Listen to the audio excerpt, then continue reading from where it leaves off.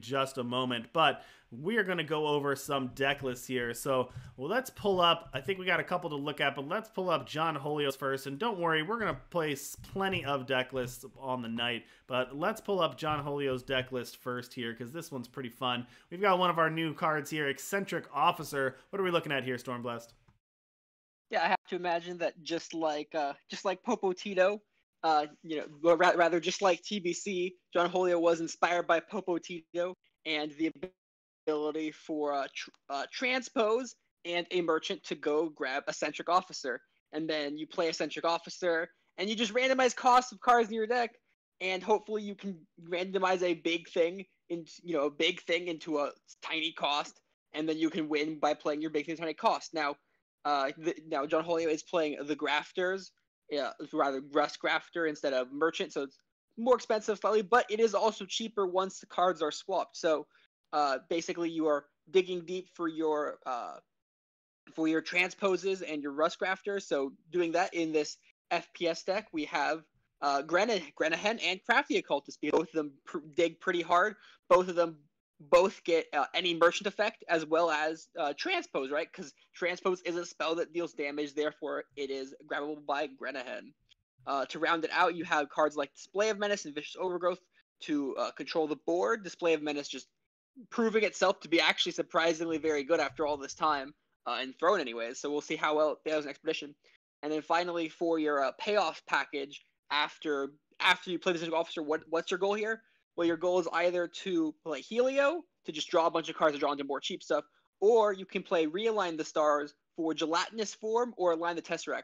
Plus, if you can have Quad Primal, you can also play Channel the Tempest. So, but the real key is that you can have Realign the Stars in hand, play Eccentric Officer, and then use it to get either a Gelatinous Form or an Align the Tesseract. Both are really good when they can cost, say, 1 or 2. If you can get Gelatinous Form to cost 1, you can play a 1-cost 7/7 that has Amplify 2, make another 7/7. Oh wait, they also all have regen. So for 5 power, you can play 3 7/7s with regen, which is very powerful. For 2 power, you can play Tessa, which is one of some people's favorite cards. And Tessa also happens to coincidentally work really well with other cards in your deck, like Vicious Overgrowth, Nectar of Unlife, and even Transpose. Even the card you use for your combo helps pay off once you play Line of Tesseract. So all in all, a sweet looking deck, and I'm excited to see how well it does. Awesome. Thank you for that. All right, we're going to look at 2 more here before we get started with round 1. We got Frilliaz with a Creation Clear the Way deck. So we've seen a little bit of Clear the Way over in the last challenge, but it's kind of been under the radar a bit. So talk us through this Creation Clear the Way deck, making some road makers here. So this deck is kind of a more fair version of the other deck. As if anything about this deck is fair with the card Fair Exchange in it. But But it is being slightly more fair, right? Because you're not getting you can't get Kairos, you can't get some of like the really big stuff like the 8-cost Felon unit. What this deck is trying to do is it wants to just put a bunch of relics on the board and then abuse the fact that you have relics on the board. In this case, that specifically Clear the Way has just like the other deck, it has 2 payoffs in the both Fair Exchange, but this deck is also playing the Bond Sentinels. Whether that be you clear the way and then you can attack with the unit. Right, if you're attacking with 3/6s on turn 4 or 5, it's likely they're getting through, especially with the card Size Slash to give them Overwhelm. If you give them Overwhelm, then a 7-power Overwhelm unit is probably going to get in for at least 1 point of damage, which allows you to either you can potentially just bond out the Scour Stone normally, just bond it out for with like Volk, just off the for face of it. But you can also like cheat it into play, and that is a powerful cheat into play effect. And then you also have Fair Exchange. It's playing a couple cards in the market for Fair Exchange. You basically can swap any of these 3/6s into the market options of Marley, Heroic Marshal, Opium, the Gem Blazer, Gelatinous Form, Heart of the Vault, or Lava Blood Goliath. All of these having unique situations where they may or may not be useful, like Gelatinous Form, for example, mentioned earlier. If you're running, high on power, you can play Fair Exchange on, like, say, turn 7, pull out Gelatinous Form, or no, 7 power, pull out a Gelatinous Form, and then amplify it twice and make 3 7/7s with regen, which is pretty good at stabilizing the board and applying aggression, I'll tell you that, having tried it myself. And then on top of it, the other game plan is you play Relay Point and Promenade Patrol and Volk the Auto Forge as ways of holding the board down early in the case of Volk, adding extra either relics in play or extra ways to use these basic relics that you're putting on the table. So Waystone Gate either has a Volk dying to sacrifice, or it has Clear the Way to be sacrificed, or you could potentially just sacrifice it normally to get a bit of value. So all right, this well, deck's ramping out with.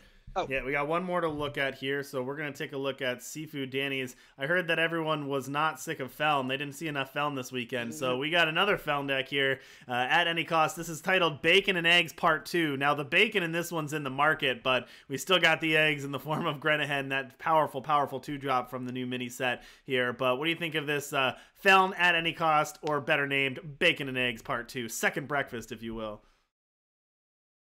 Deck's very different than the even Feln decks in Throne in a lot of ways. Obviously, you can't play even hand Golem. That's a pretty big difference. But you also are losing Felrock, and so that's also huge. I don't know if Shadow Akari is in the format. I'm looking at this list. I'm gonna guess that it's not. Otherwise, I may think it maybe it should be there. Maybe not. I haven't tested the list out myself. As always, this list either hints that Sifu Danny predicts a certain metagame, or that the metagame is, maybe not at its best. If Edict of Makar is a main deck card, maybe the metagame is not looking too hot if you're playing, a very specific kill spell in it. But the deck is basically ramping out Shadow Influence as hard as possible with the specific payoffs of at any cost, which for 3 power will deal 12 damage, which is a lot of damage, and Stealth Strike, which Stealth Strike being a 4-cost spell that says deal 2 damage revenge. So on the whole of it, it looks like a bad Alchemist Blast from draft. But if you can get to 6 Shadow, it suddenly gets deadly, and then it becomes Death Strike with Revenge, which is a 2-for-1 that also draws you another card because it gets Destiny. And it also can be dug to with Grenahan, especially when it has Destiny. So there's a lot of very interesting, powerful, heavy Shadow stuff going on there, fueled by the backs of Symbols, Forbidden Research, and Grand Builder, our new card here, which when played will give 3 Shadow Influence, really ramping out Shadow as fast as possible. We saw that a little bit on Friday, and that was a lot sweeter than it looks at first glance.